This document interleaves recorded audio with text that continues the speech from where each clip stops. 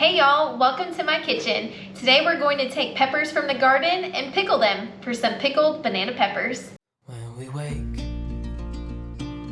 hear the birds and see the sun. Side by side our fears are done. All the good times just begun.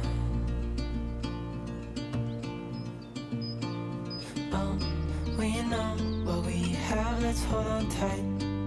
Found what we're looking for in life.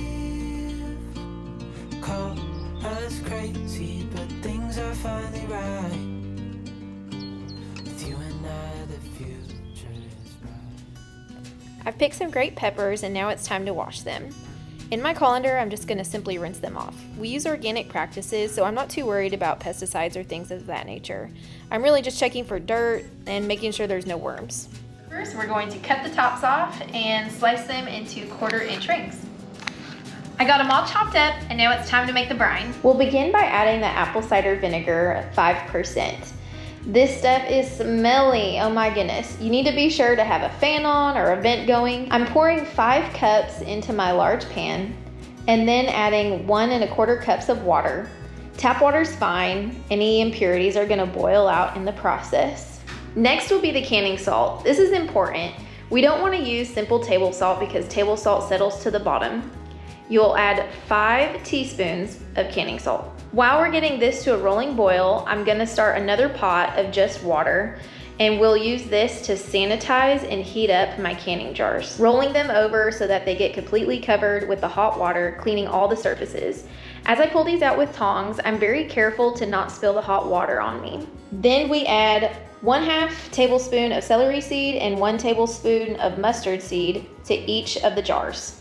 While the cans are hot, I'm gonna pack them full with the sliced peppers, making sure that there's still enough room at the top for all of the liquid to be able to fill it in. This is the fun part because I love getting my hands in the peppers and seeing the fruits of my labor fill up each of the jars. So the jars are still hot, which is very important as I pour in this hot brine.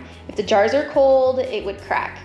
I'm gonna fill up the brine in each jar with a 1/2 inch of headspace at the top. This funnel is really helpful because it keeps the brine from splashing all around and making my jars dirty. Now I'm going to use a clean paper towel to wipe the top of each jar, making sure that it is clean and there's no debris. This is going to ensure that I have a very clean, strong seal after the hot water bath. Using a skewer, I'm going to gently slide up and down in each jar to release any extra air bubbles. Now that I'm ready for the lids and the rings, I'm going to sanitize them in my boiling water, making sure that all surfaces are under the water are getting hot and getting clean.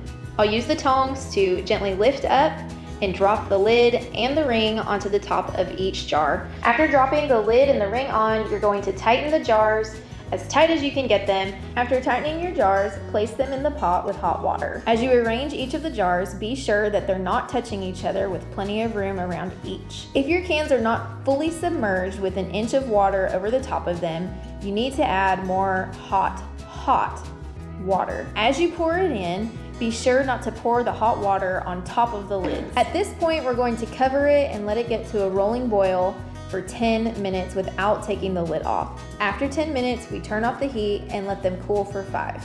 Now I have my tongs and I'm going to pull each jar carefully out of the canner and let them rest for 12 to 24 hours. Thanks for joining me in the kitchen today. See y'all next time.